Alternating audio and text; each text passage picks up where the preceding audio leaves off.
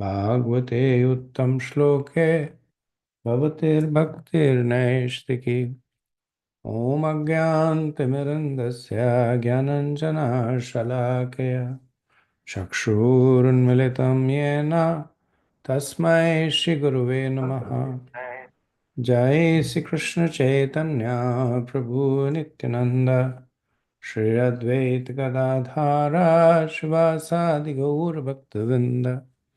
हरे कृष्ण कृष्ण कृष्ण हरे हरे, हरे राम राम राम हरे हरे। मुखं करोति वाचालं पङ्गुं लङ्घयते गिरिं यत्कृपातमहं वन्दे श्रीगुरुदीनतारणं परमानन्दं माधवम्। नमो विश्वदाय कृष्णपृष्ठाय भूतले श्रीमद् भक्तिवेदान्तस्वामिति नामिने नामस्ते सरस्वती देवे गौरवाणी प्रचारणे निर्विशेष शून्यवादी पश्चादेशतारणे। Hare Krishna, thank you so much for joining. So we'll resume our discussion from 6th canto, chapter 4, verse 13. So just to re-establish the context, the Prachetas, after performing austerities for 10,000 years, they emerge, and earlier on, they get the mercy of Lord Vishnu, who blesses them, empowers them to be Prajapatis, and also promises them bhakti.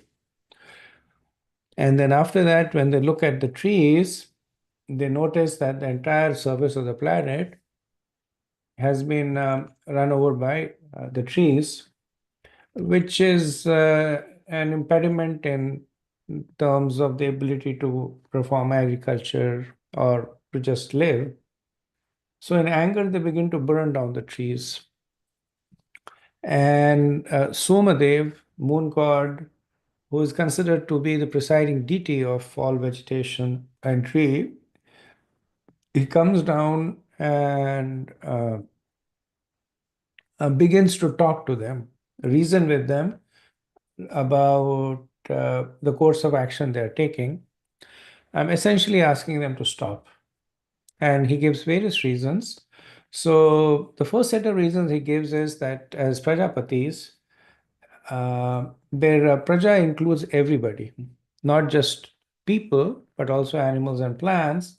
So the trees also are candidates of the protection. And then he says also about the fact that it is because of the tree that the ultimately the other forms of lives are sustained. So cutting down the trees will actually also harm those that he is trying to protect. Now we will move on to verse 13. Antardeshu bhutanam atmaste haririshvara sarvam tadishnayam ikshadvam evam vastu shito haisau. The Supreme Personality of Godhead is situated as a supersoul within the cores of the hearts of all living entities, whether moving or non-moving, including men, birds, animals, trees, and indeed all living entities. Therefore, you should consider every body a residence or temple of the Lord. By such vision, you will satisfy the Lord. You should not angrily kill these living entities in the form of trees. So earlier on, Somadev was noting to the Prachetas that their actions will not help them in their duty as the Prajapatis. So it would not add to their glory. Now he's saying the opposite. He's saying that your actions will actually create upyash. Right? Earlier on, he was saying that they will not create yash. Now he's saying that they will actually create infamy from you, because these actions are based on anger. So, considering the anger in the Prachetas to be the enemy, Somadev he first approaches it with the technique of pacification or sama. So we'll see he'll go through the four stages of samdan, bhed, and dhan. So right now he's talking about pacification.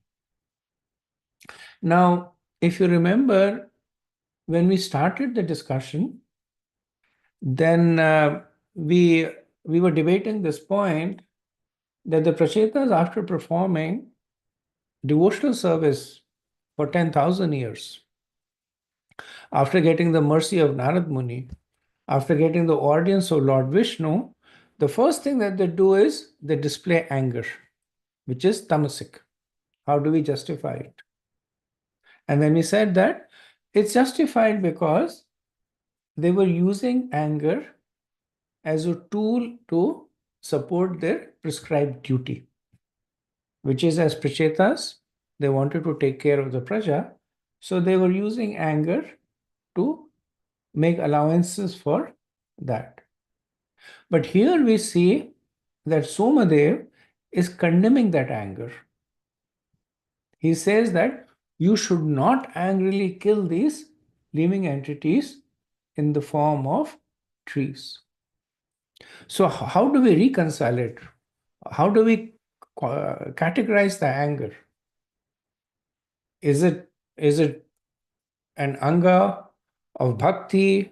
Is it a part of the duty? Or are the prachetas victim to the mode of ignorance? If they're victim to the mode of ignorance, then how can devotees of their caliber fall to such depths?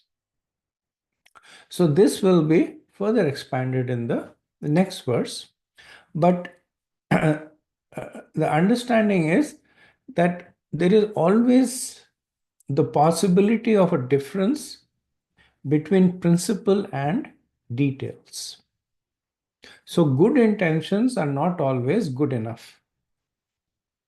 So as a principle, the anger being exhibited by the prachetas is justified. But details is in the execution, and there it may not be fully justified. So details means to what extent are they displaying their anger? Is it exceeding what it is needed? That's the details. So that's how we will be able to reconcile that why that anger is at the same time good and bad. It is good as a principle, but it is not so good in terms of the specifics of the execution. So Somadev is forbidding the killing of the plants by making this point that the the same Supreme Lord that resides in everybody also resides in the trees. So Prabhupada says in the purport that Ishvara Sarva Bhutanam Hridayashe Arjuna Tishtati. So one should not destroy the body because of unnecessary envy. That's the point that Somadev is using. And as I mentioned, he's currently using the technique of Sam or pacification. Verse 14. यः समुपतीतं देहा आकाशन्मन्युम् उल्बनम् आत्मा जिज्ञस्या यच्छेत् स गुणानतिवर्तते. One who inquires into self-realization and thus subdues his powerful anger, which awakens suddenly in the body as if falling from the sky, transcends the influence of the modes of material nature. So Somdev is telling the Prachetas that you are those kinds of people that have inquired into self-realization from your Guru, Narad Muni. And by the performance of devotional service, you should be in a position to transcend the influence of the modes. So this is the anger that Somadev is asking the Prachetas to walk away from. So the anger that he is describing is that which awakens suddenly in the body as if falling from the sky.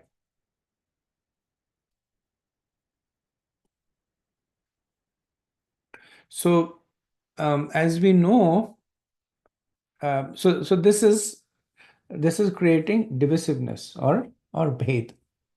Now, as we know that Chanakya Pandit, he talks about Samadan, Bhed and Danda, and he gives the four ways to conquer an enemy. So by flattery, by bribes, by divisiveness, or by punishment. But actually in the scriptures, there's a slightly different explanation given to these four. So Sam is actually considered to be explaining the tattva based on established authorities. So Sam is not flattery, but discussion based on tattva. And Sam is generally deployed with Brahmins because the Brahmins are more amenable to scriptural discussions. Then Dan, which is bribe or gifts, is actually considered to be showing the benefit of an approach.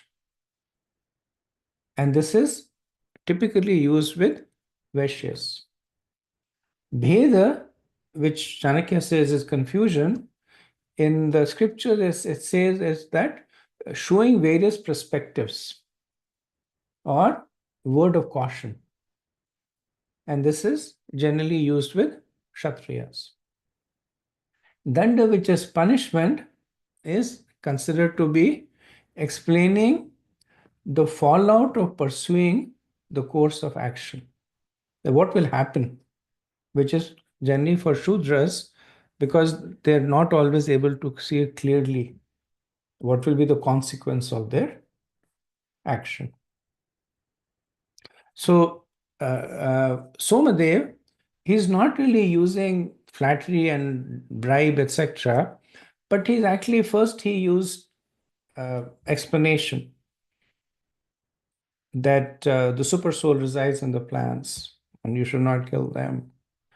Then he is essentially showing the benefit, which is that by subduing anger, one transcends the influence of the modes of material nature.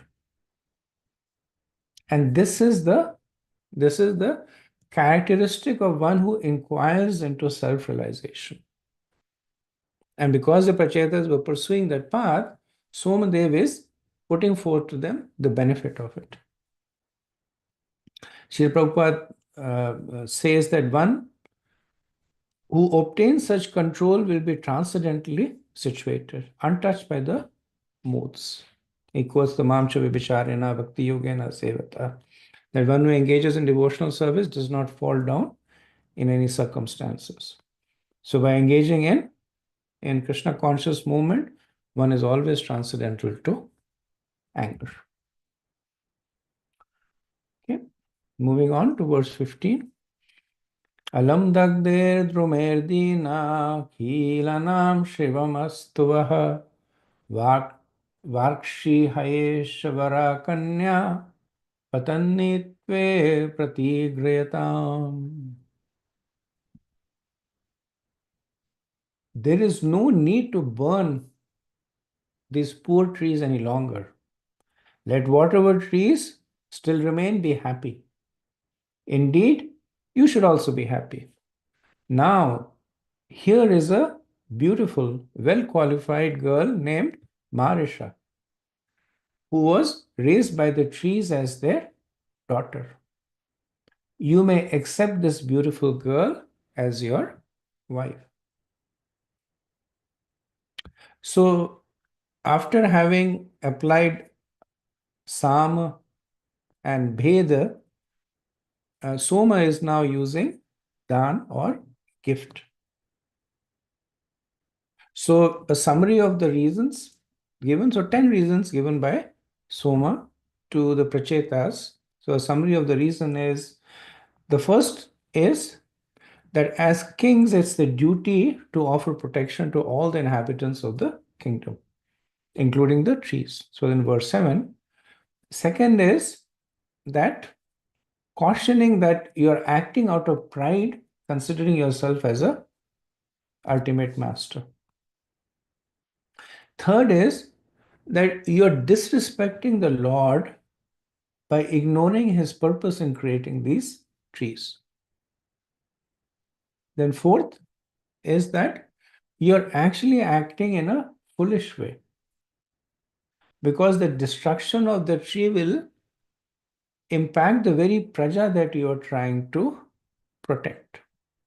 This he says in verses 8 and 9, and again repeats the point in verse 12.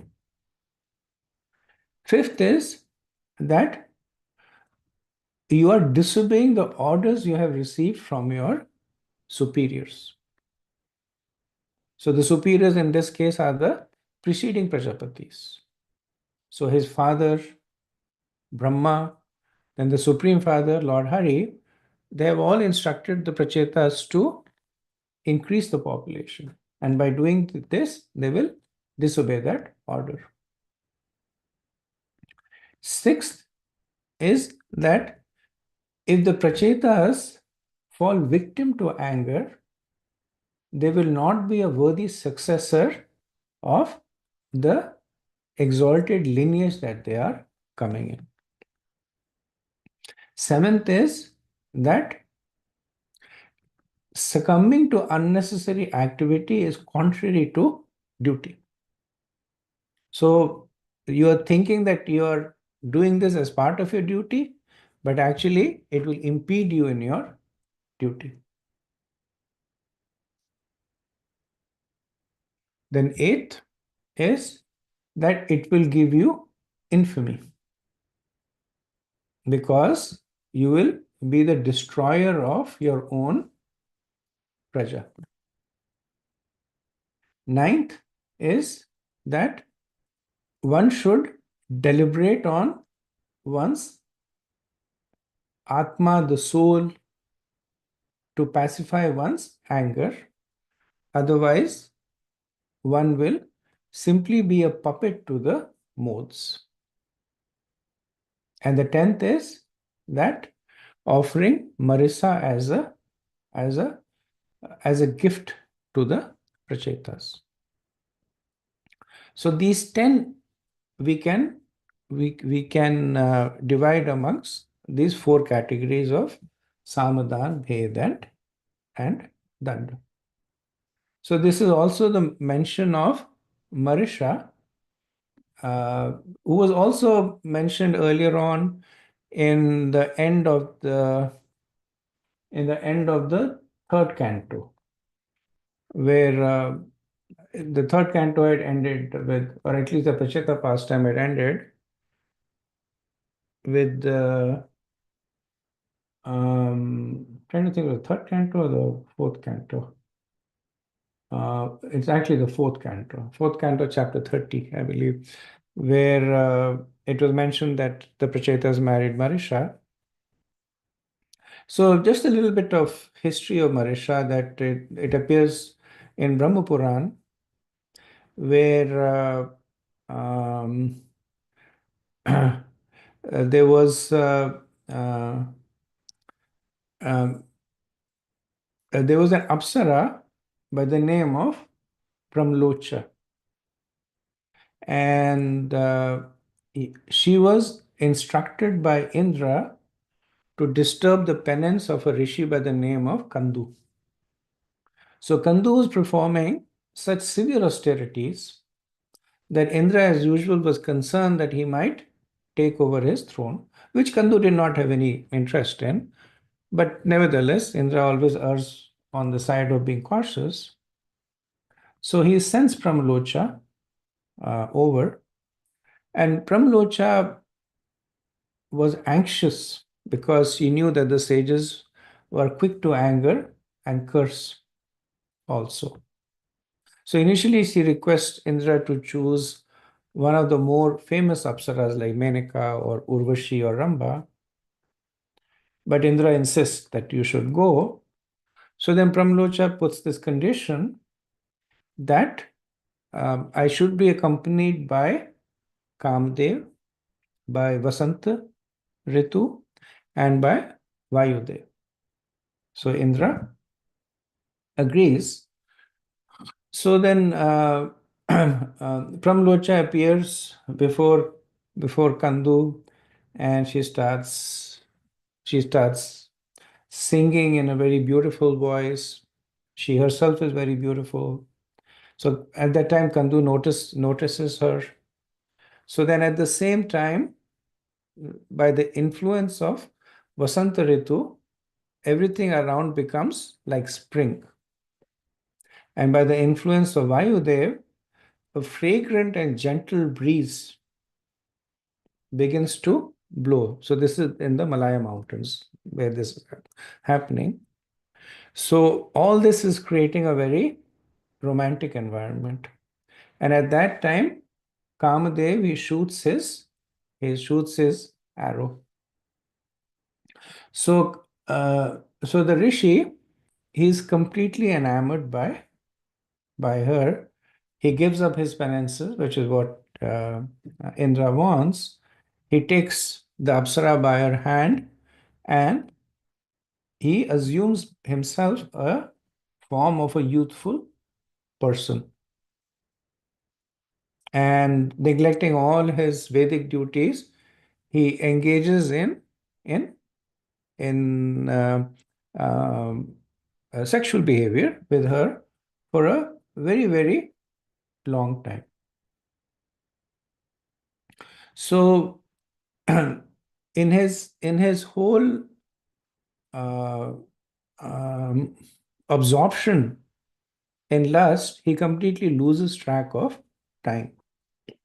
So in this way, he spends 907 years and 6 months and 3 days.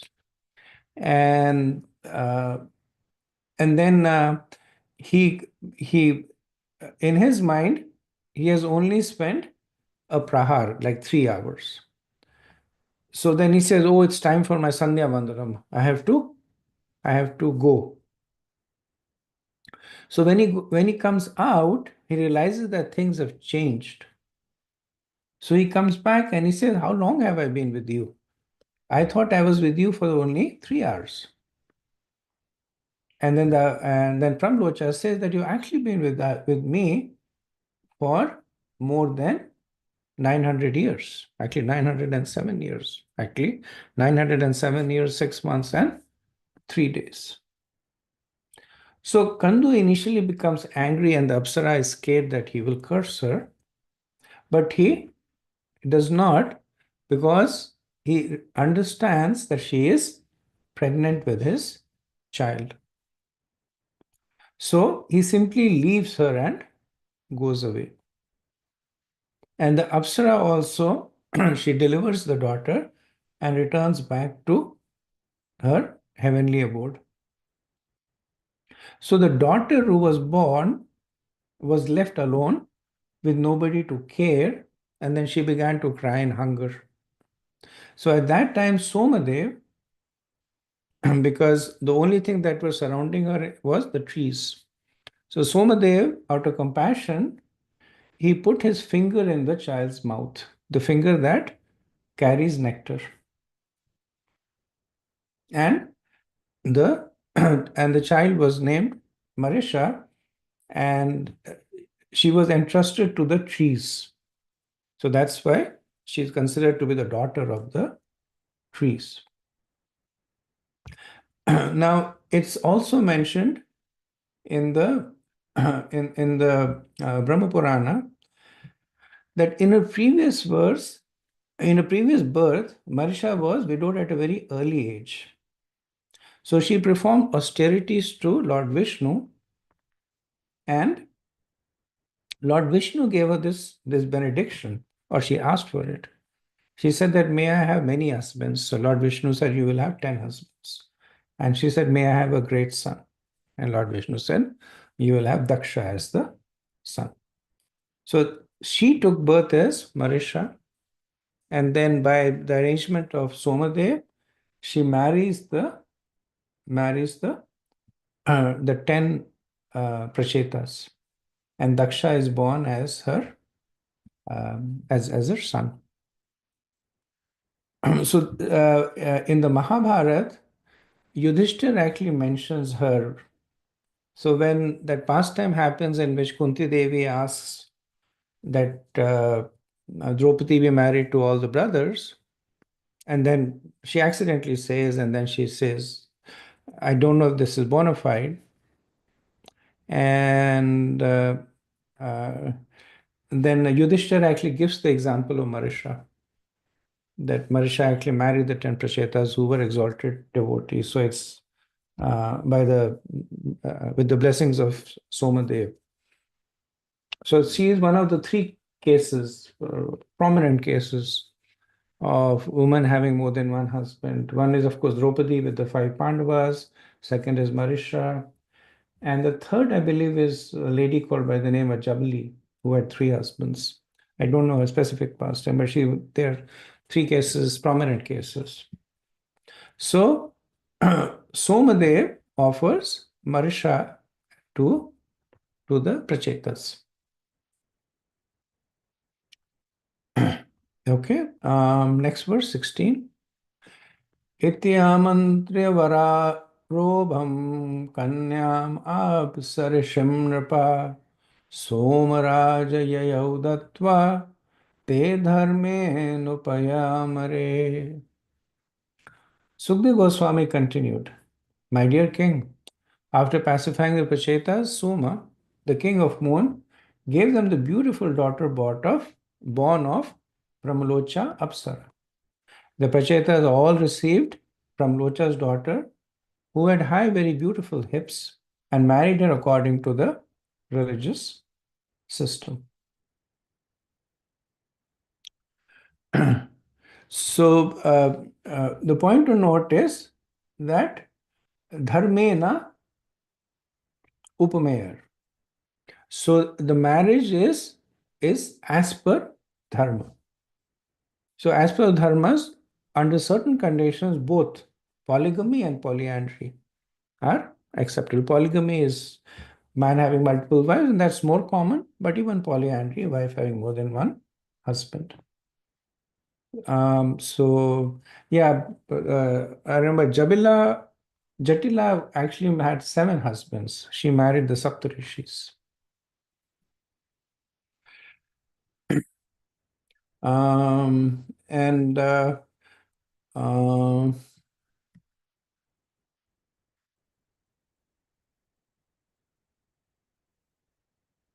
okay, so now where we are is that the Prachetas have married, 10 Prachetas have married Marisha according to the religious principles.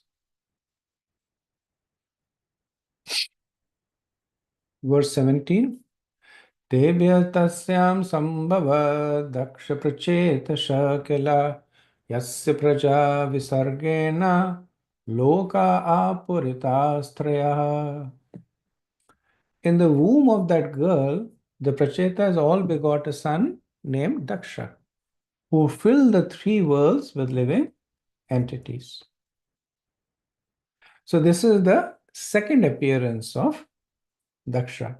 The Prabhupada explains in the purport that Daksha first appeared during the reign of Swayambhavu Manu. And this we saw in the early chapters of 4th canto, that because he had offended Lord Shiva, he was beheaded, and he was given a goat head, and he completed the yajna and then gave up his body. Then from the first mantra to the 6th mantra, which is the Chakshusha mantra, Daksha remained in a subtle form. So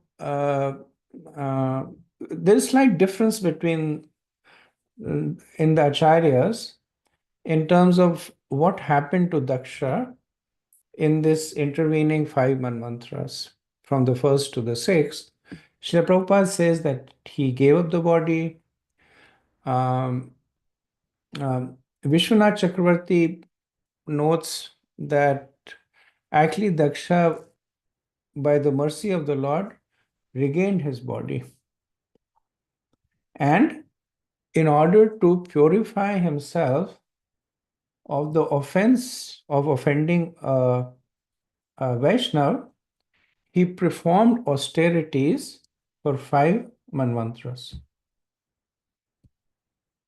And then when the fifth manvantra ended, and at the end of every mantra, there is a partial destruction, then Daksha gave up his body and was then reborn in the sixth mantra as the as the son of Marisha and the Prachetas.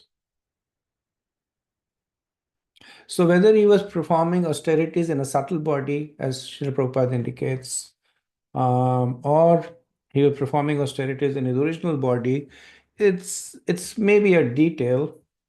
Uh, uh, this this phrase that his previous body had been destroyed, Srila Prabhupada interprets that as meaning that he was performing austerities in the subtle body. And Vishwanath Chakravarti interprets this phrase prag sarga kala vidrute, meaning that the living entities of the previous manvantras were destroyed. So as per Vishwanath Chakravarti, Daksha was performing austerities in the very same body that he was born in during Swayambhavu Manvantra, but with a goat's head. And then at the beginning of the Chakshusha Manvantra, he gave up that body and he appeared in the womb of Marisha.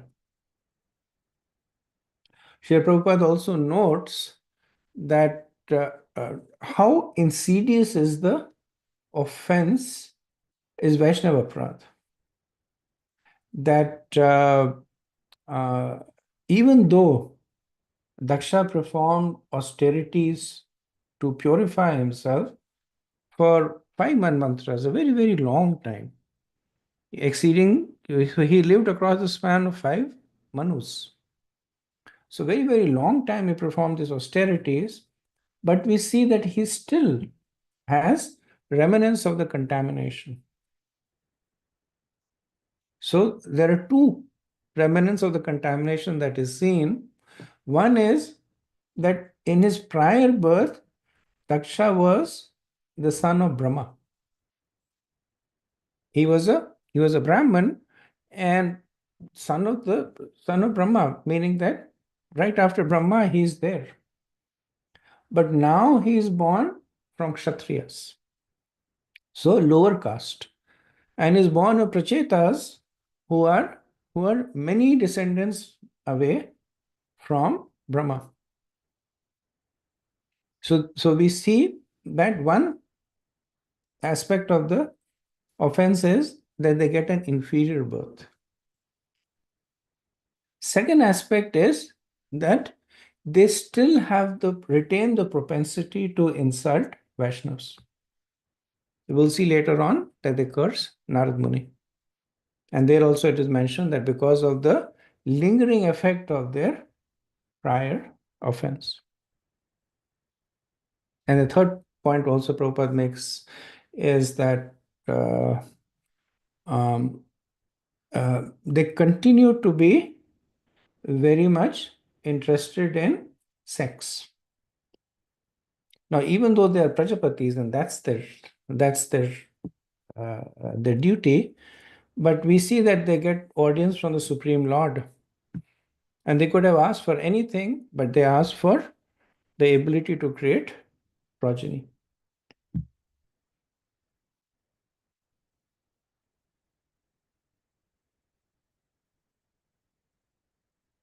Now, another, and this is more of a detail, is that the Prachetas themselves they appeared in the first Manvantara. Right? Because the fourth canto is about Swayambhavu Manu's reign. So they appeared in the first Manvantara, they performed austerities for 10,000 years, then they emerged from the water, they had this conversation with Lord Vishnu, conversation with Soma, they accept Marisha as a life, as a wife. Lord Vishnu instructs them that in uh, verse 30, he says that since you are very much obedient to my orders, I want you to immediately marry that girl. Right? So they themselves marry Marisha in the first Manvantara. But then Daksha is born in the sixth Manvantara, which means that the Prachetas were also ruling over this period of time. And this was because of the benediction of the Lord. So in 439, 430:17, Lord Vishnu says that you can enjoy without hindrance with full strength for 1,000,000 celestial years. So the Prajapatis, they not only create progeny, they also rule. So we can understand that the Prachetas were also over the 5 Manvantras, they were also ruling.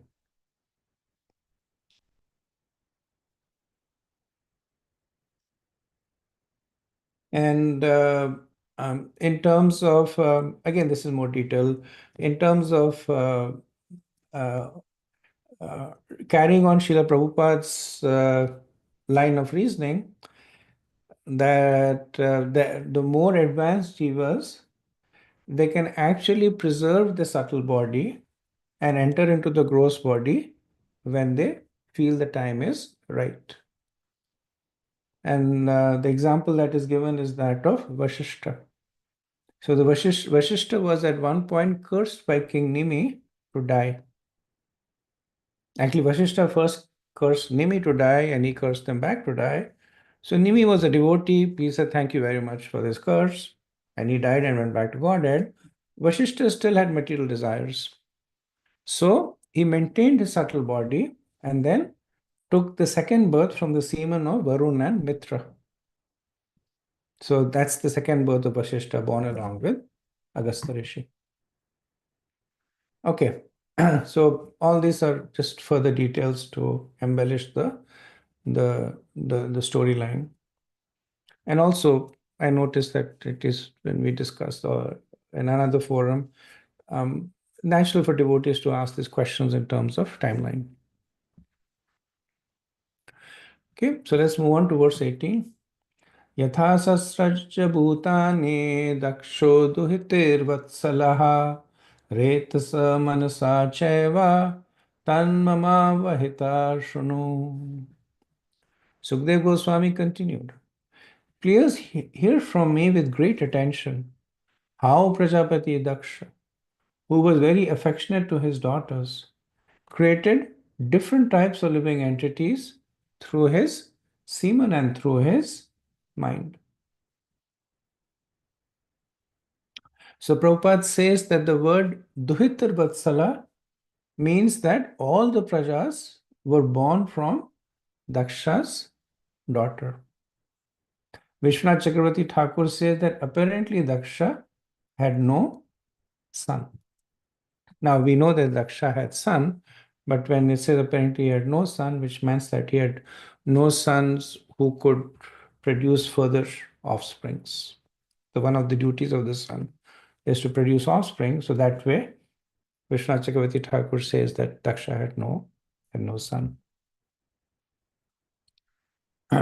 Verse 19. Manasa iva srajat purvam prajapatirimah praja devasur manusyadin navasthala jalokshaha.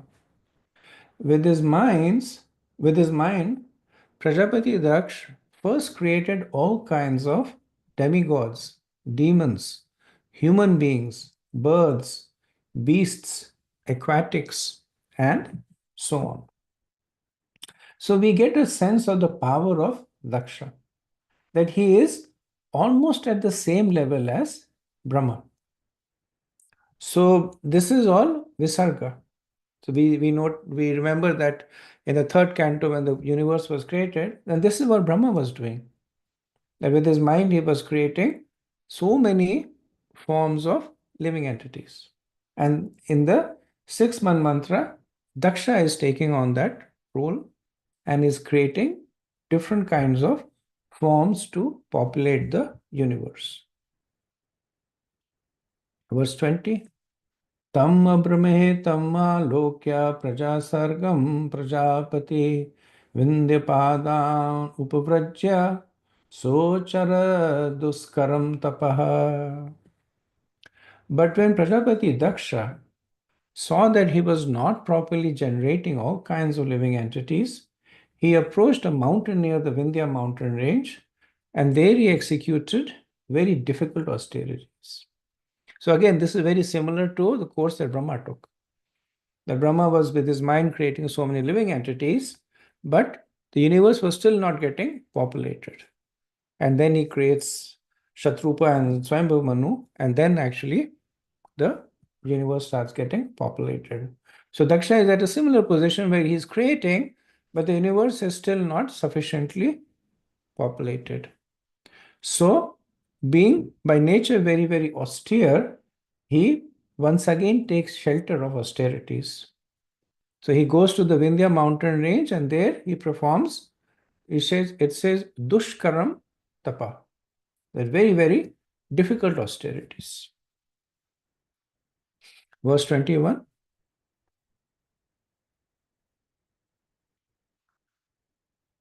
तत्र ग्रहाम अर्शनम नाम तीर्थम पापहरम परम उपस उपस्पृशयानुश्रावणम tapasataudayadharim. Near that mountain was a very holy place named Agmasharan. There Prajapati Daksha executed ritualistic ceremonies and satisfied the Supreme Personality of Godhead by engaging in great austerities to please him. So this is Satyug, is the beginning of the six-man mantra, the first yug, and the recommended way of pleasing the Lord is tapa. So by performing difficult austerities, Daksha is able to satisfy the Supreme Lord. Verse 22. Astashidhamshaguyena bhagvantam adoksajam tubhyam tad abhidashami kashyatushad yatha hari. My dear king, I shall fully explain to you the Hamsaghuya prayers which were offered to the Supreme Personality of Godhead by Daksha. And I shall explain how the Lord was pleased with him for those prayers. So Daksha was performing this difficult austerity, which also included ritualistic ceremonies, and pleased by it, the Supreme Lord appears before him. When the Supreme Lord appears before him, then, as is customary, that when the Lord appears, the first thing to do is to glorify the Lord. So, Daksha, he glorifies the Lord by reciting the Hamsaguhya prayers. So, Srila Prabhupada notes that these prayers are not composed by Daksha, but they are Vedic prayers that were sung by Daksha. Yeah, so glorification can be spontaneous. One can glorify based on their own understanding, or it can be based on borrowing from the Vedas bona fide glorifications. So that's what Daksha does.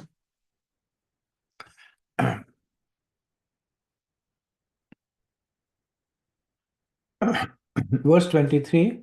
Shri Prajapati Ruvacha नमः प्रयावितहानुभूतये गुणात्रयाभासनिमित्तबन्धवे अदृष्टधाम्ने गुणतत्त्वबुद्धिभिर्निवृत्तमानया ददे स्वयंभुवे. Prajapati Daksh said, the Supreme Personality of Godhead is transcendental to the illusory energy and the physical categories it produces. He possesses the potency for unfailing knowledge and supreme willpower. And he is the controller of the living entities and the illusory energy. The conditioned souls who have accepted this material manifestation as everything cannot see him, for he is above the evidence of experimental knowledge. Self evident and self sufficient, he is not caused by any superior cause. Let me offer my respectful obeisances unto him. So the Hamsa Guhya prayers are very, very dense, philosophically dense prayers. They are not very long prayers. I think they're like 10 or 12 verses only. But a lot of philosophy packed into them, which is why they are known as Guhyam, because they talk about Guhyam means confidential. Hamsa means, it means swan, but it also means pure.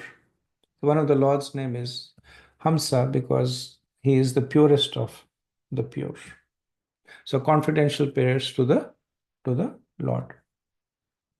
So in the first three verses, the prayers are explaining why the Lord is Adhoksaja, that why he is imperceptible.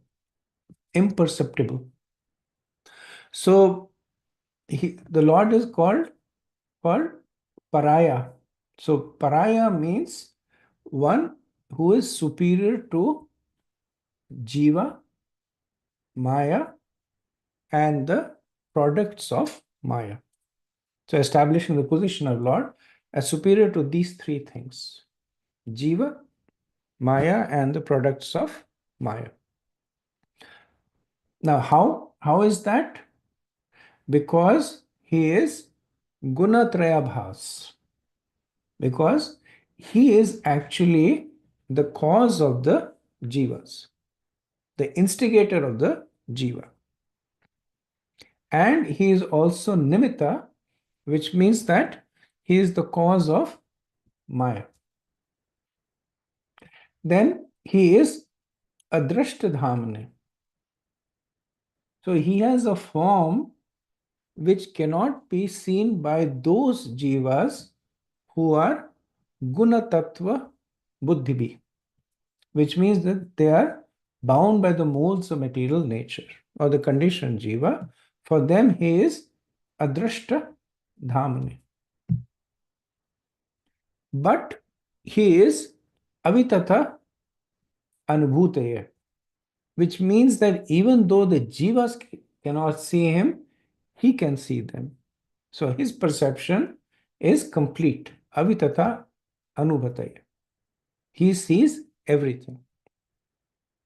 Then he is Nivrata Manaya. Nivrata Manaya means that he is beyond any measurement. So if the absolute truth is beyond measurement, then one may ask, how can one realize it? If it is adhoksaj, if it is imperceptible, how can you realize something that is imperceptible? So the answer is given here by the word Swambhuvu, that whether you realize him or not, whether you see him or not, nevertheless, he exists in his own spiritual potency.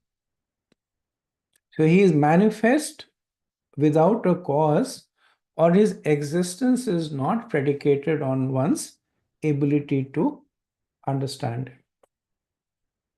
So one may say that because I don't understand God, God does not exist. So here it is said that whether you understand Him or not, whether you are able to measure Him or not, He exists.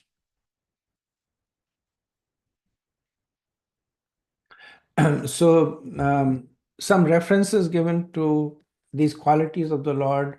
One is given by Lord Brahma in his prayers, famous prayers in 1014, where he mentions that one can try and count all the atoms of the universe, but one cannot possibly count the transcendental qualities, that no one can, the form cannot be understood by anyone. So when it is said anyone, it includes everyone, not just the conditioned jiva, but even the liberated jiva, even by his own expansions, and to some extent, even by himself.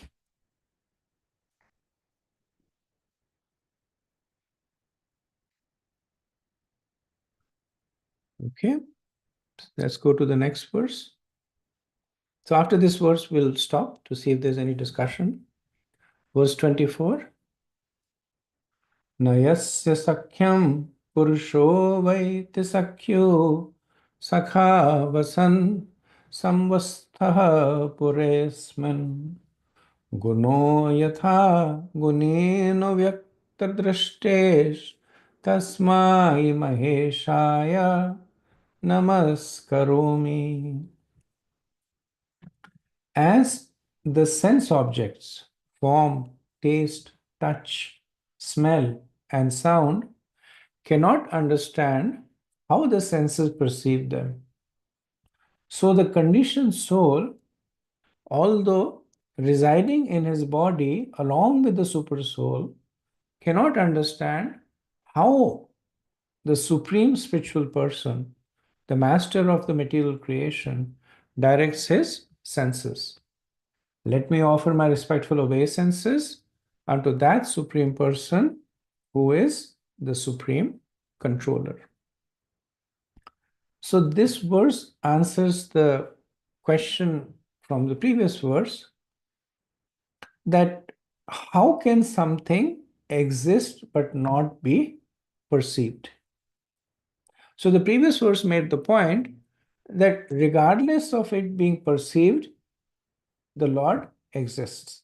His existence is not dependent on somebody else's ability to perceive him. This verse, it talks more about some of the basic facts that explain why the jiva is unable to perceive the Lord. So the premise that two things that are close to each other will know each other is not true. The verse makes this point. And uh, essentially, it's addressing the objection that the jiva and the Paramatma, they live very, very close to one another for a very, very long time. It said that the conditioned soul is conditioned since time immemorial, which means that the jiva, the Atma, and the Paramatma have been together since time immemorial. But what the verse says that just because they're close does not mean that one will understand the other. And the example that is given is that the sense objects are always very close to the senses, but they are not aware of the senses. So if somebody is seeing a form, then the form is never going to be aware that it is being seen. Or if somebody is smelling a rose, the rose will never be aware that it's being smelled because they lack that ability to be aware. So the perceived cannot see the perceiver, just like the jiva cannot see the Paramatma. So the verse is elaborating on the unseen aspect of the Lord, that the jiva does not know that the Lord is his friend, that the Lord is the one who is allowing his senses to operate, that the Lord is living in his body as a friend. So even though the Lord is actively allowing the jiva to work the karmendriyas, to enjoy the different senses, even though the Lord is in close proximity, the jiva does not know him, because the jiva is not equipped to know the Lord. But then one might object that there are jivas who know the Lord. So how does that argument hold true? The jivas who know the Lord know him because he reveals himself to them. So it is the Lord who spiritualizes their intelligence and senses. Daksha says, Vyakta Drishtaha, that he is the one who empowers them to be seen. So it's like the sense objects do not know the senses' ability to reveal sweetness until somehow the senses empower the sense objects. So when we see that there are jivas who are seeing the Lord, that is also not true. The statement would be there are jivas that the Lord allows himself to be seen by.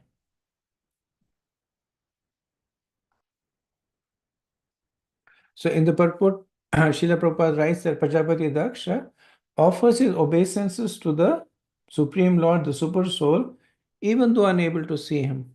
Another example given is that ordinary citizens work under the direction of the government. They cannot understand how they are being governed or what the government is. And then he quotes a verse by Madhavacharya that as the various servants in the different departments of big establishments cannot see the supreme managing director, the conditioned souls cannot see the Supreme Lord. Okay, so let me pause here and see if there is any uh, further discussion.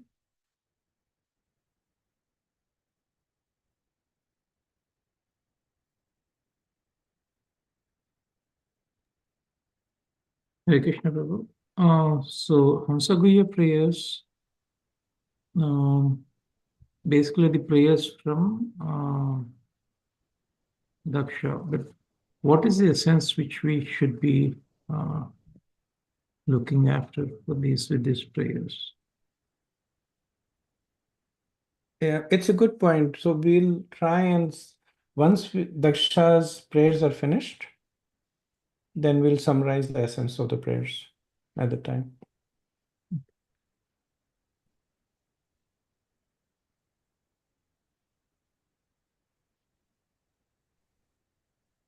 Hare Krishna.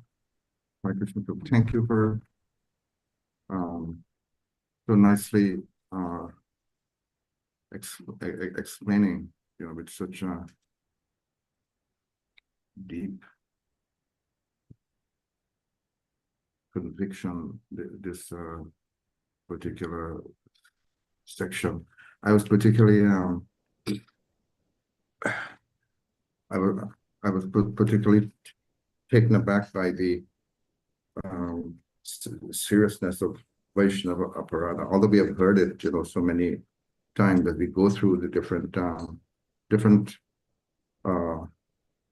sections of different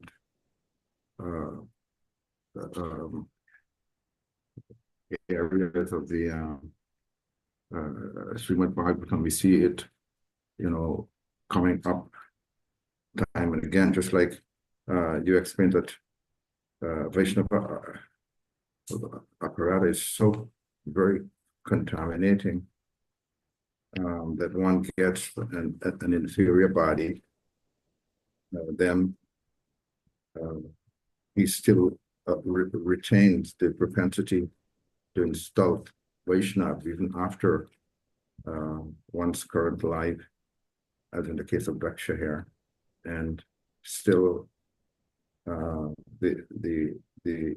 interest in sensual pleasure is still there. I was going through the Subodhini while you were just explaining this, and throughout this sixth canto, there are references to the dangers of offenses.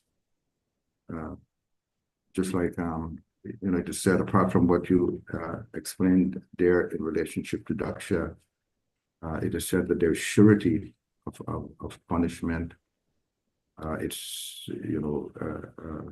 offenses spoils all of one's spiritual assets. There's no protection, for anyone.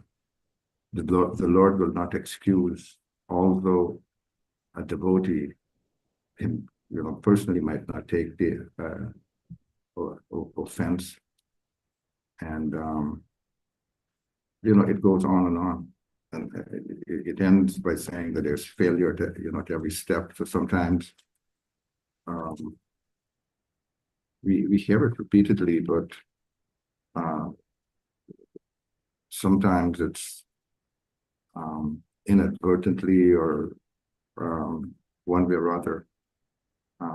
It doesn't impress upon us, and sometimes knowingly, unknowingly, unintentionally even, we commit offenses, and sometimes I wouldn't say we, but I myself wonder why I don't understand certain deeper concepts in spiritual life, or I don't make the level of spiritual advancement that I want. And then hearing all this, it makes me realize that somewhere, at some point, there must have been offenses to Vaishnavas committed in one of these gross or subtle categories. Just a comment. I was just reflecting while you were making this point. Thank you for sharing. And yes, Prabhu, I echo the points you made that if you look at Daksha's case, he was definitely offensive, but he was forgiven by Lord Shiva. So the person that he offended forgave him, and he performed penances that are by any standards extraordinary, and an exalted personality, because he gets the darshan, as we'll see, that not only gets the darshan of the Lord, he also gets benedictions from the Lord. But despite all that, the lingering effect of the aparadh continues to stay with him. So yes, I think echo all the points you made about the need to be careful in terms of how we deal with other Vaishnavas. Okay, if there are no more points, let's continue with verse 25. Desvaksha manavo bhutamatram atmanamanyam cha viduhu param yat sarvam puman vedagunams tatyo na veda sarva gamad antam ide. Because they're only matter, the body, the life airs, and the external and internal senses, the five gross elements, and the subtle sense objects of form, taste, smell, sound, and touch cannot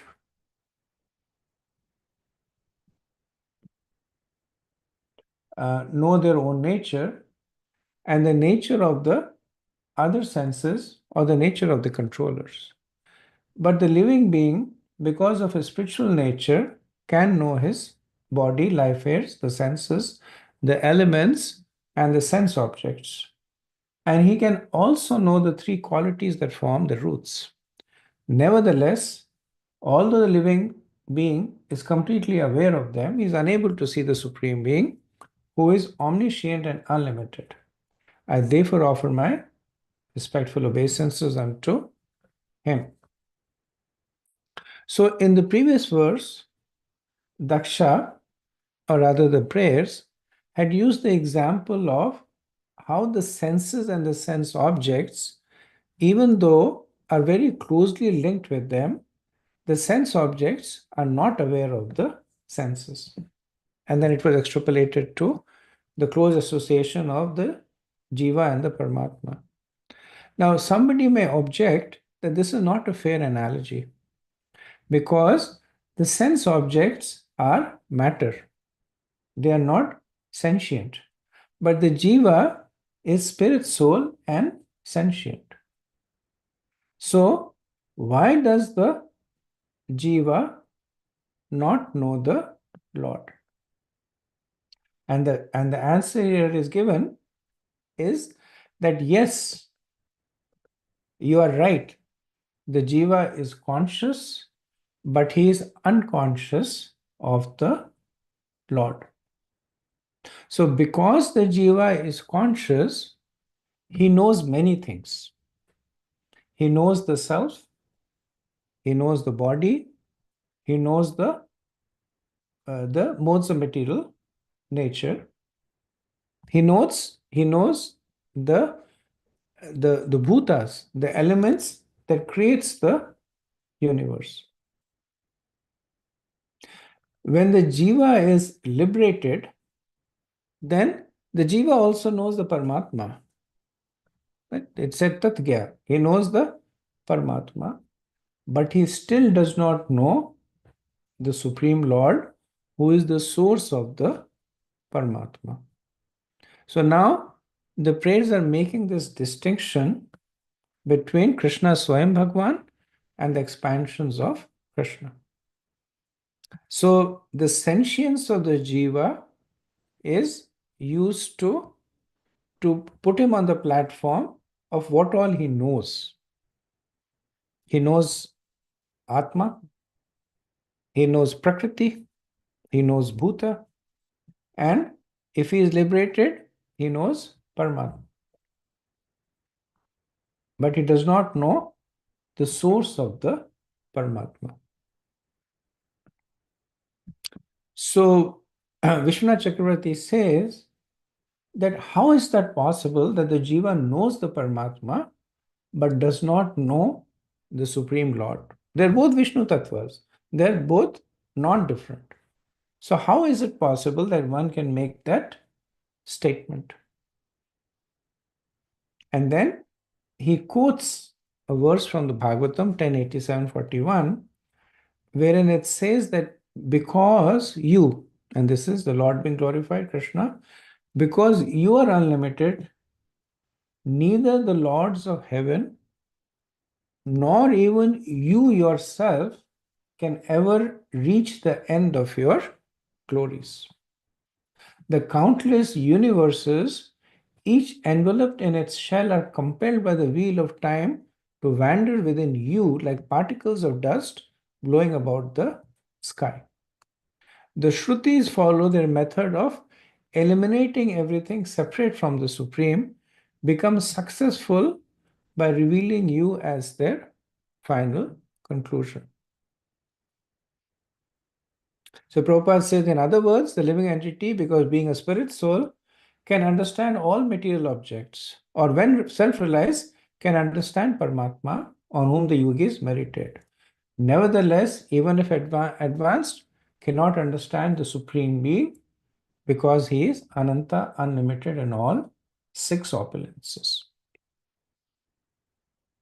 So the distinction is being made between the avatari and the avatar. that knowing Krishna is impossible because even Krishna does not fully know himself. And that's what it's being said in 1087. That you yourself can never reach the end of your glories. So even though the jiva is conscious, and even though the jiva may be liberated, they will still be unable to understand the Lord, the original Lord in entirety. And so these two qualifications are important. That the reference is to Krishna now, Swayam Bhagwan, and also to the extent of knowing. And they will know Krishna, but not in entirety. Verse 26. Yado paramo manaso namaru rupasya drishta smriti sampramosha yayate kevalya swasamsthaya hamsaya tasmai suchi satmane namaha. When one's consciousness is completely purified of the contamination of material existence, gross and subtle, without being agitated as in the working and dreaming states. And when the mind is not dissolved as in sushupti, deep sleep, one comes to the platform of trance. Then one's material vision and the memories of the mind, which manifest names and forms, are vanquished. Only in such a trance is the Supreme Personality of Godhead revealed. Thus, let us offer our respectful obeisances unto the Supreme Personality of Godhead, who is seen in that uncontaminated transcendental state. So, in the last line of the verse, it is said, Hamsaya Tasmai Suchi Sadame Namaha. So, this is how the prayers get its verse. Hamsa here means supremely pure. So that's why these prayers are known as Hamsa Guyam. So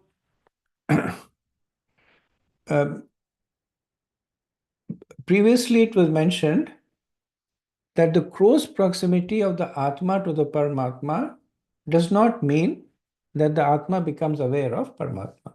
Right, in verse 24. 25 it was mentioned that modification, if the Atma is liberated, it will be aware of Paramatma, but not Krishna. This verse is actually now further explaining that distinction. And it is explaining now that distinction from the perspective of perception. And so this verse is a little bit tricky. Prabhupada helps us understand it in the purport. He writes that there are two stages of God realization. One is known as Sugyam, or very easily understood, generally by mental speculation. The other is called Durgyam, understood only with difficulty. Paramatma realization and Brahman realization are considered Sugyam, which means easy. But realization of the personality of Godhead is Durgyam.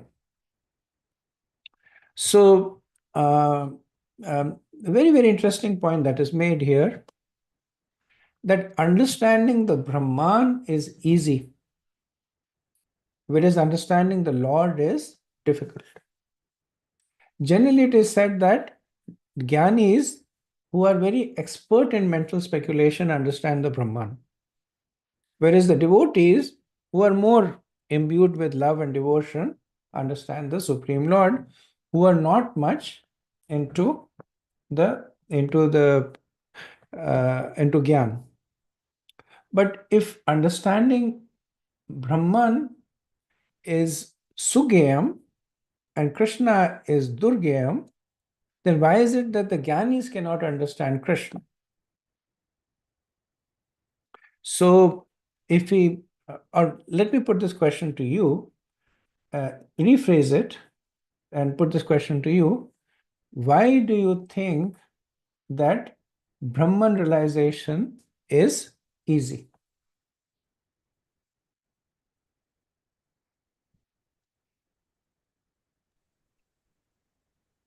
Brahman realization can be achieved even through like negation, like not this, not that. So, based on our experiences, our material experiences, we can say that it is none of the material experience. So, but on the other hand, to have a positive experience of the Lord is mm, beyond our sensory activities and sensory perception. Very good. Did you just answer it, or did you actually know of the answer ahead of time? Oh, I don't know. I just, based on all your classes, Prabhu. Okay, very good, very good. So that's exactly the reason that how do we achieve Brahman realization? What we say is that there are all these material attributes that do not apply to Brahman. Now, because we are living in the material world, we are very familiar with the material attributes. Oh, I see that Prem Kishore Prabhu is gone, but he's still recording. Okay. So, because we live in the material world, we are very familiar with the material attributes.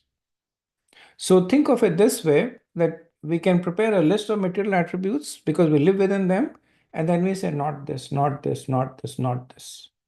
And then whatever remains after that is Brahman.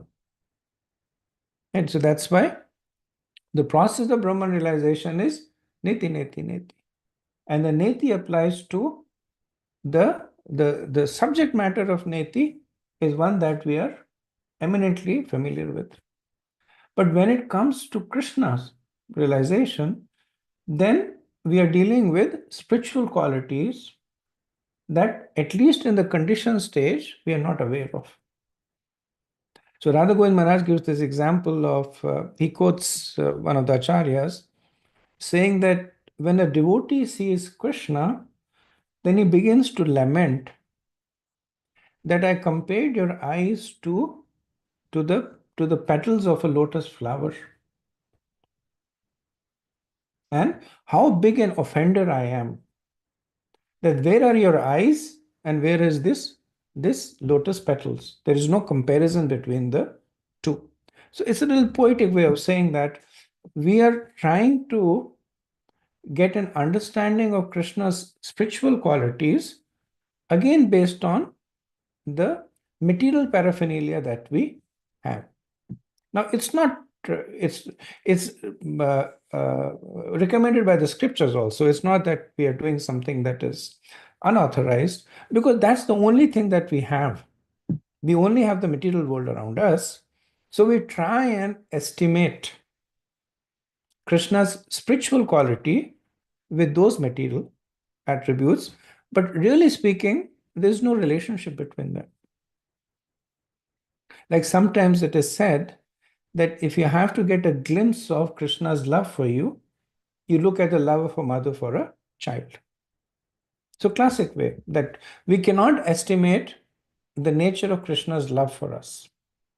But what we do is we find something that is that has that some qualities of that excellence in the material world, and we extrapolate it and try to establish Krishna's qualities. That is difficult. That we are being asked to conceive of something that we have no understanding of. So that is why Daksha is making this point that easy to understand Brahman and by extension Paramatma, but very difficult to understand the completely spiritual Swayam Bhagavan.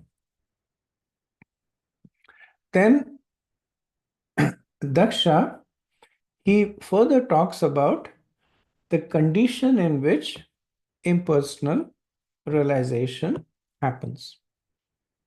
So he talks about 4 states. So he talks about, well, he doesn't talk about 4 states. He talks about the 4th state, but for completeness, I'm talking about the 4 states. So the first stage is waking, which is when we are aware of the external world. The second state is sleeping and dreaming, when the mind creates its own world.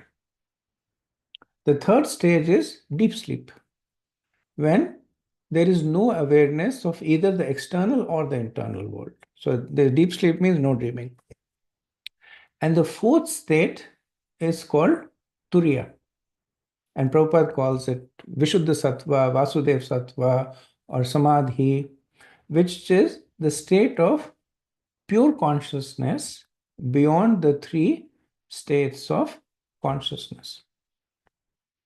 Now, why are we extrapolating sleep into spiritual consciousness? Because sleep is tamas. Like sleep is said to be in the mode of ignorance. That's why they said when you wake up from sleep, you should either recite the names of Lord, take a bath, do things. So understanding of sleep is in the mode of ignorance. Or maybe let me ask a related question to you, that if sleep is tamas, why does sleep rejuvenate us? Because the nature of the mode of ignorance is that it pulls us down. And it's the nature of modes of goodness and passion that they pull us up. Goodness is knowledge, happiness, passion is activities. But yet we are relying on something that is in the mode of ignorance to essentially elevate us to the mode of goodness and passion. How do we reconcile that?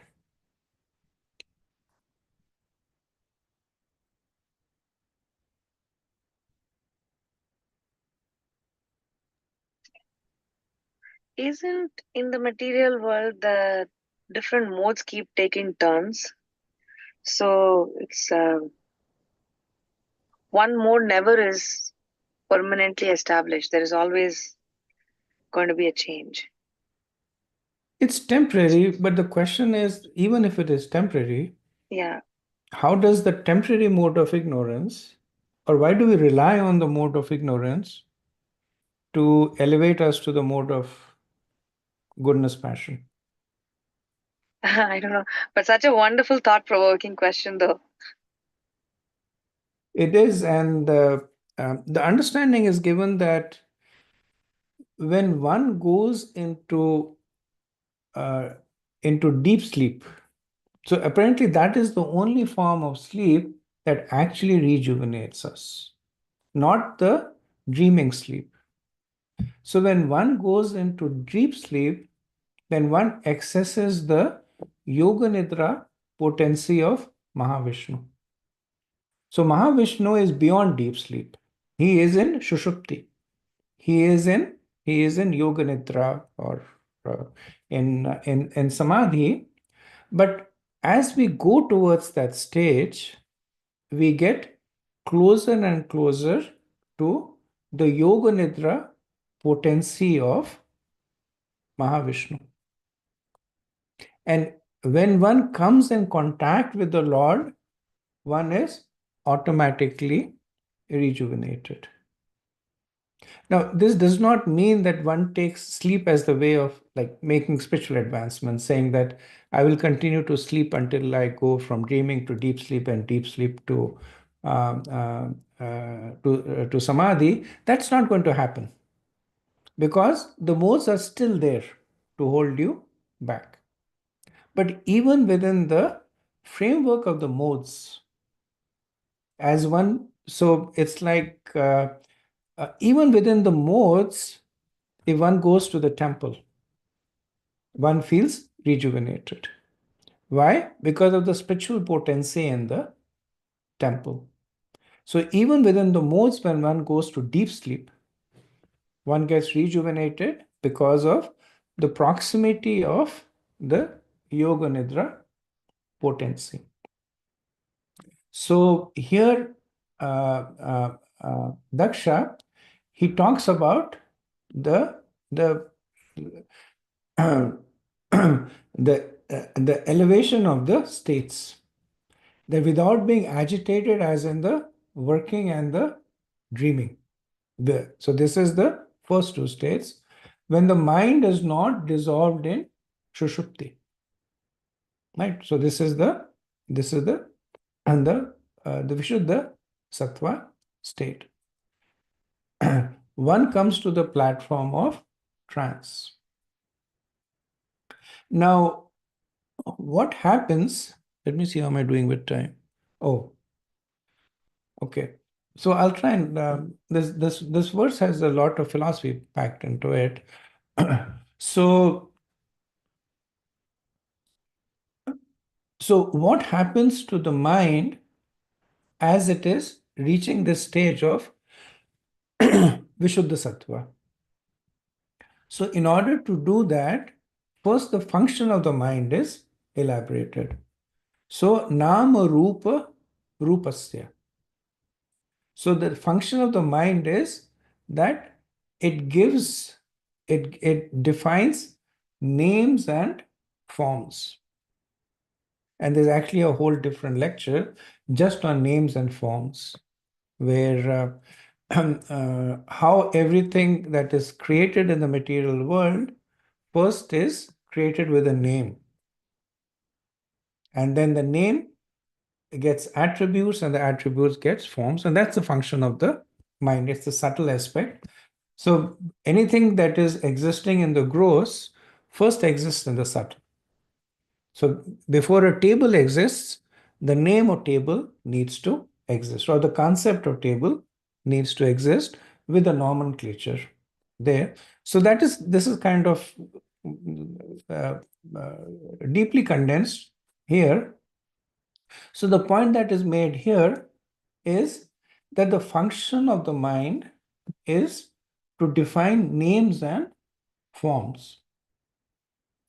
And when the mind is in samadhi, that stage is sampravasat, which is complete destruction of seeing and remembering. So essentially, when the mind has destroyed all the material names and forms, then it enters into the state of samadhi.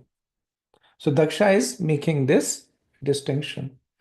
But this Shushupti is not the dissolution produced as the maturity of deep sleep. It is not the agitation of the waking or the dreaming state, but it is a conscious destruction of the nama rupasya. So when all the material elements are destroyed, what remains is the Lord. And the Lord is perceived as a form without qualities, only as a Kevalya Swa Samsthaya, which is only as a spiritual substance. Suchi Sadame. So this is the realization of the Kevalvadi impersonalists. So they present that the world as nothing but a combination of Nama Rupasya, names and forms. So when you present the world like this, it invokes a sense of detachment. Since ultimately then you will say, all that I'm attaching to is a set of names and forms which have no value in themselves. So how to develop detachment? Stop identifying with either a name or a form, whether it applies to the self or those around you. So what remains is essentially the Kevalvadi Brahman. Okay. So Srila Prabhupada also talks about this. The purport is wonderful, and strongly recommend you to read it once again in conjunction with this explanation that Vishwanath Chakravarti Thakur gives. Okay, so we'll stop over here. I am a little over time, but if there's any questions or comments, we can take them.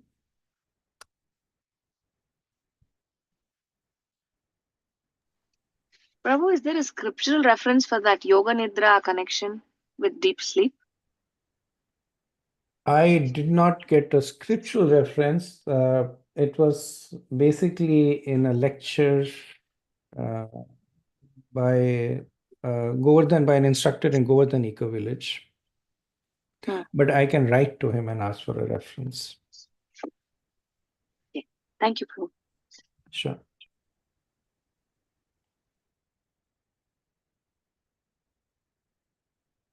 Okay, so we'll end over here. Vanchakalpatarubhyascha kripa sindhubhyaiv cha patitanam pavanebhyo vaishnavebhyo namo namaha. अनंत कोटि वैष्णव वृंद की जय, शिला प्रभुपाद की जय, थाई Gaur Premanand, Hari Hari, Hare Krishna. Thank you very much.